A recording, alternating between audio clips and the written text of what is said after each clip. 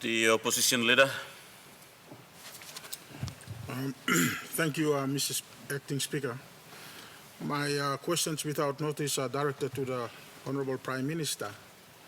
Mr. Speaker, recently the Australian Broadcasting Commission, or ABC, has reported an alleged corruption ring that involves influencing the award of contracts in PNG major ports. The financing of these major ports is funded from the Australian Infrastructure Financing Facility to the tune of 434 million US dollars, or an equivalent of 621 million Australian dollars. Mr. Acting Speaker, it has been alleged in that report that this ring involves a Philippine-based company called International Container Terminal Services that paid an allegedly 4.35 million Australian dollars into an Australian citizen's account held in Singapore.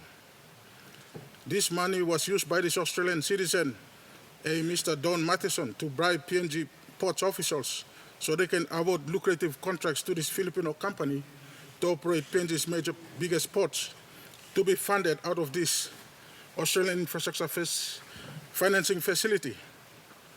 Mr. Speaker, we are facing another negative backlash on our country's image, and it is very disturbing when it is an Australian citizen who is the ringleader and mastermind in this allegedly corrupting the Australian taxpayers' own money.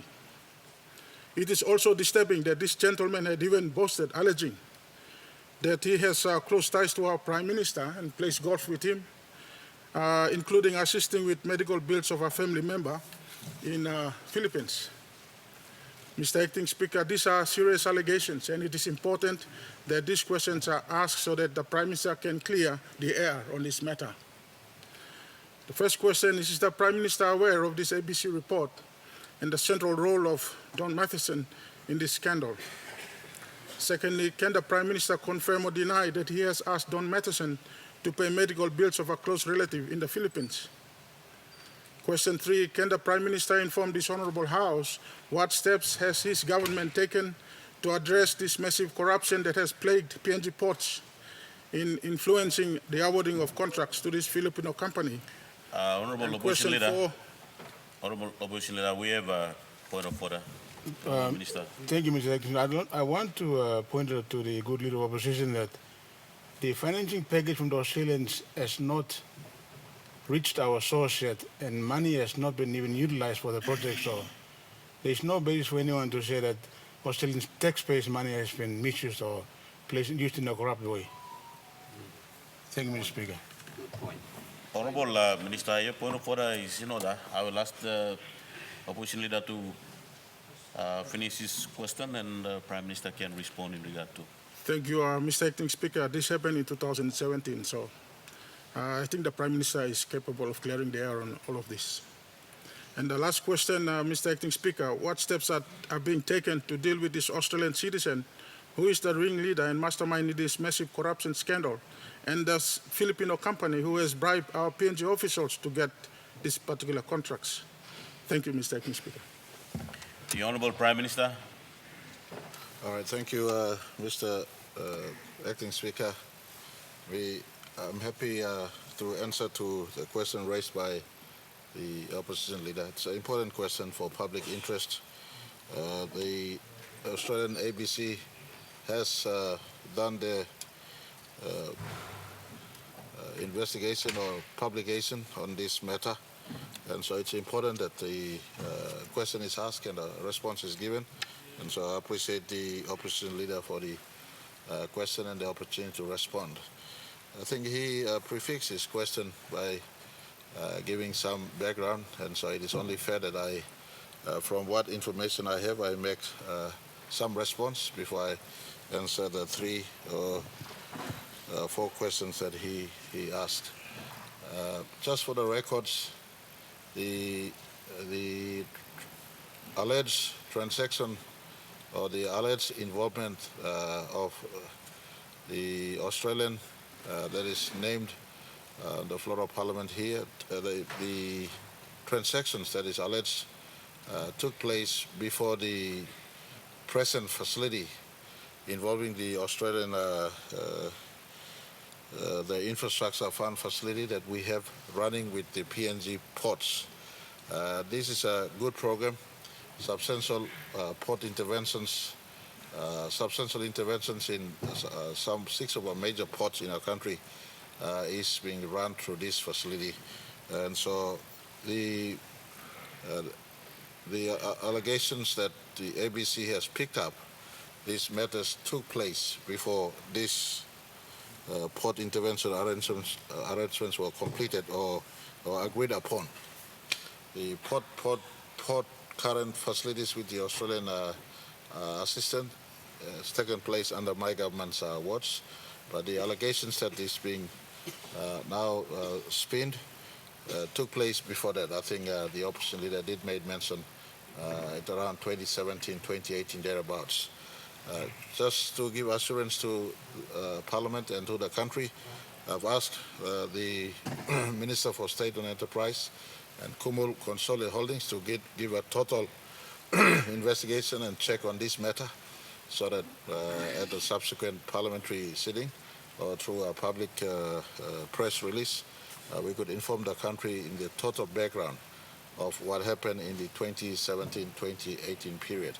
As a reference to a major company that operates, and that company's engagement was secured to the due process then in 2017 or 2018, and that company operates Port Moresby Port and Lay Port as we speak. And to be fair on that company, Filipino-based company, is operates, I think, Melbourne Port, if I'm not wrong, and some big ports in the world. One of, I think, the second biggest private port operator, globally speaking. Whatever that company did with the person named is not, I'm not privy to that full information. But to be fair on PNG Ports and the current management and the board, we've asked for a total look into this transaction. PNG Port, in one of my statements I've released, is one of our success stories in our Kumul group of companies, in as far as our Kumul consolidated companies are concerned. We are very much concerned that this report has cast a black spot into the PNG ports. It has a proven success story. It sits at the entrance of trade, commerce in our country, and we are very, very mindful of the implication of this report. We're doing internal investigation to ascertain, and if there is any act of impropriety, whether by the operator or by the person named in this report, whether he plays golf with me or not is secondary. I don't tolerate corruption. I don't tolerate illegal activities. You know, I am patron of the Port Moresby Royal Golf Club. As I stay there to play, anyone who walks into that club who's a visitor or a new person, I invite them. You want to have a golf with me? I invite everyone to come for a walk at the golf course, part of my health regimes anyway. So Mr. Madison plays 1 or 2 rounds of golf with me, the person that is named. But outside of playing golf, this report has cast a negative implication on PNG ports. I've tasked Minister for State and Enterprise to review what has happened. He's given his preliminary observations on the transactions, but a fullest review will be undertaken, and that will be reported back to the Parliament. I take this time also to relay to the country and all people who come into our country to do business. You're not here to do business, to break the law to do business in our country. Today, before I took this question, there was a circulation of in our government WhatsApp on an illegal soap in the ports in Ley, and I sent word to relevant authorities. If it is found illegal transaction, deregister the company and investigate the person. Those who are entrusted with responsibilities to do this sort of thing must run with it. You know, you don't have to wait for instructions from up at the top. And so for this sort of everybody who comes in our country, whether you play golf with me or you associate with anyone, but follow the laws, do things correctly, and you will enjoy to live in our country. And we're getting a full investigation into this matter to check what is happening, and we'll report back to the Parliament. If I could reserve the right to report back to the Parliament as soon as the fullest report on these transactions is brought to us. Thank you.